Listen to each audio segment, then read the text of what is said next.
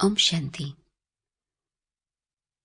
Raj Yoga means that yoga, that link which is the Raja, the sovereign, the link with the Supreme, with the highest, with God. As I begin to practice meditation, I become aware that meditation and life go together hand in hand. One cannot be divorced from the other. Meditation influences my lifestyle affects my meditation. And so one becomes aware of the whole area that is described as karma, action. In fact, another term for Raj Yoga is also Karma Yoga. That yoga, that link with God, which influences the quality of my actions. The soul and body both function together in this human world. And the purpose of the soul taking on a physical body is to be able to express itself in action through thoughts, words, and deeds. And having done this, one also then receives the return of those thoughts, words, and deeds. This is described as the law of action and reaction. Whatever it is I put out comes back to me as a reaction. Whatever cause I initiate, I myself experience the effect of that. And so the law of causality, the law of action-reaction, in another language is described as the law of karma. The word karma simply means action, without any connotation of the quality that's involved. There are further descriptions of that later on, but karma simply means action.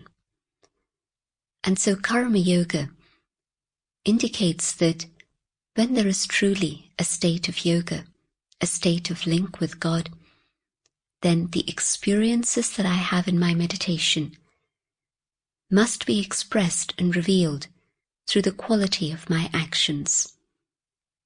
And the quality of my actions will determine to what extent I'm able to actually experience a relationship with God. And so both factors become independent. Another interpretation of this term karma yoga is that because this particular yoga is such a simple form of inner connection of the soul with God through the mind and the heart, through my thoughts and feelings, I'm able to maintain this consciousness of the eternal connection with God through all the performance of my daily duties, through all the actions that I'm engaged in. And so yoga can actually take place whilst I'm engaged in karma. It is important, obviously, to spend a few minutes in meditation, just simply in silent yoga, but it's also very important to continue with that awareness through my time of karma. Even as a little child, maybe perhaps at the age of 2, we learn about karma, though perhaps we don't put it into that context. A child will throw a ball and see the ball come bouncing back. In a very simple way, this illustrates karma.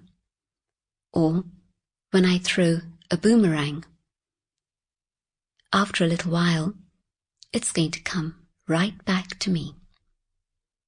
In certain scriptures, this has been described as sowing and reaping.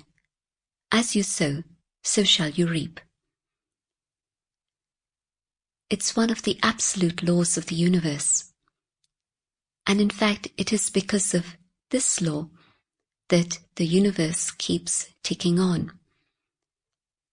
It's not possible to say which was the very, very, very first action Sample complete. Ready to continue?